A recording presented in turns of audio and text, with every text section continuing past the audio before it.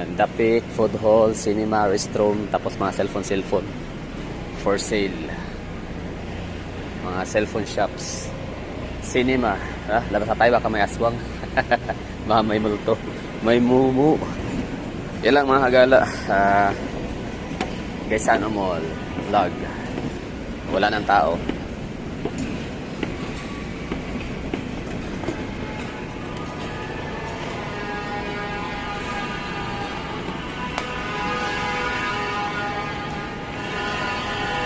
Tapos yung mga nagtitinda ng mga Christmas gift wraps, mga Christmas gift bags, mga Christmas wrappers or gift wrappers, mga nagtitinda ng mga torotot, no?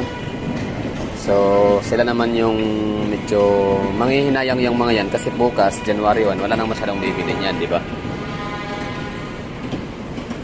So, kailangan bago matapos ang taon, bago mag New Year, kailangan ubos na yung kanilang mga paninda. Kung hindi man ubos, at least profit na sila, no? Ginansyado na. Kasi kung hindi, sayang ang kanilang kapital. Hindi nabawi. Santos Land. Two-story. Santos Land Corporation is sila yung di ba? Unflocor din kasama. Parang subsidiary company of Unflocor. Yan, uwian na. No more tao, no more people. Yan, Jollibee, no? Uwian yan sila. Maaga, excited na sila. Siyempre yung mga kasama nila sa bahay, yung mga misis nila, yung mga nanay nila. Lahat yan ay may kanya-kanyang mga luto na sa kanilang bahay para pag uwi na lang mamaya, kakain na lang. At yung iba, may magluluto pa, may oras pa naman. Kasi alas 7 pa lang, alas 8.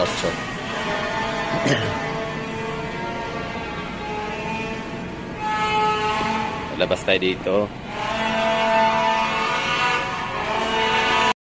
Yan na. Off na yung ilaw.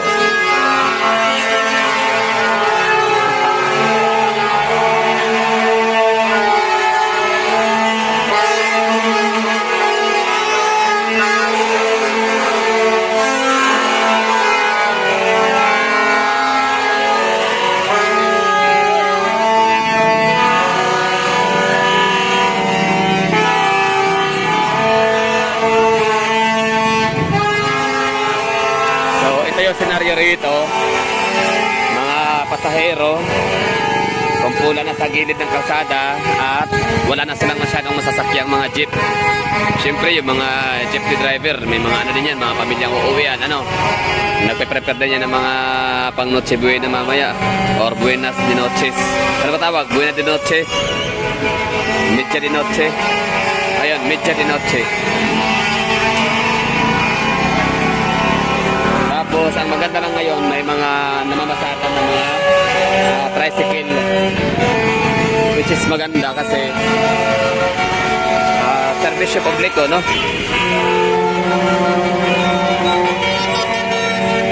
Meron silang matutulungang mga tao na makauwi sa kanilang mga tahanan.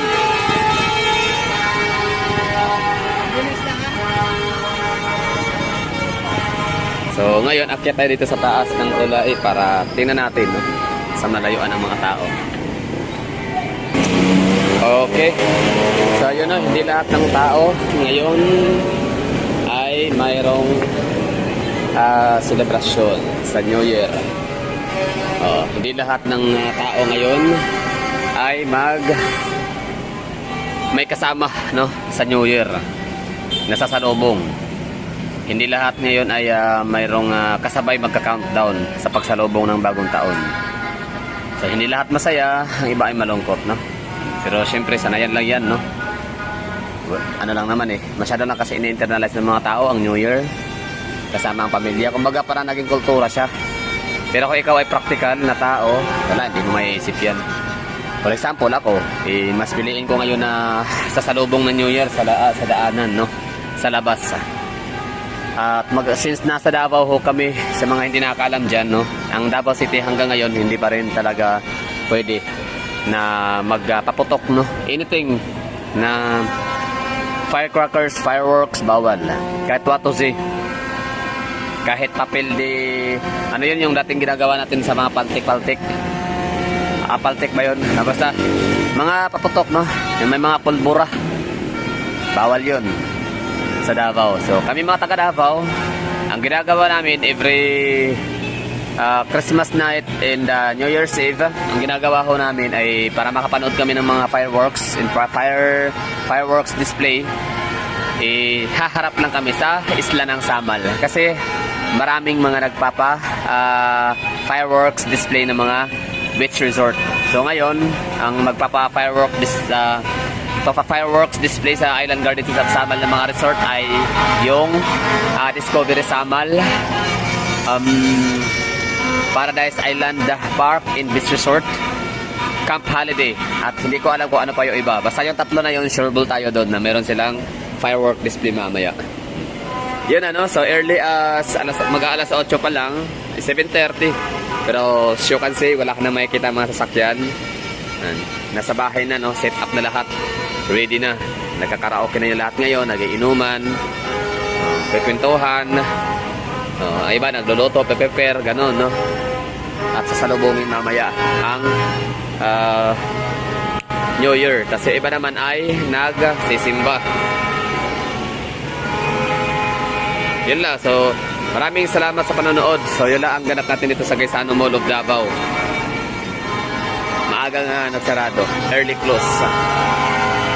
Bye-bye and ingats. Happy New Year lahat, no? Walang magbabago. Pag ganun pa rin, mahirap pa rin sa 2024. Walang magbabago. Taon lang ang magbabago, no? From 2023, magiging 2024. Pero ang mga nakaugalian natin, nakasanayan, tuloy pa rin, no? Pagsisikap, pagsusumikap, trying hard, ganun lang, no? Magiging creative, mas magiging maparaan, diskarte, ganun, no? Mas sisipagan pa lalo. Ganun lang, no? Depende sa gusto nating marating sa buhay. Nakasalalay yan. Nakasalalay sa ating kasipagan, no? At diskarte. Kung anong gusto natin. So, kung gusto talaga nating yumaman o masenso, umangat masyado sa antas sa ating pamumuhay, syempre kailangan na doble-triple ang diskarte at pagiging masipag. Ingat!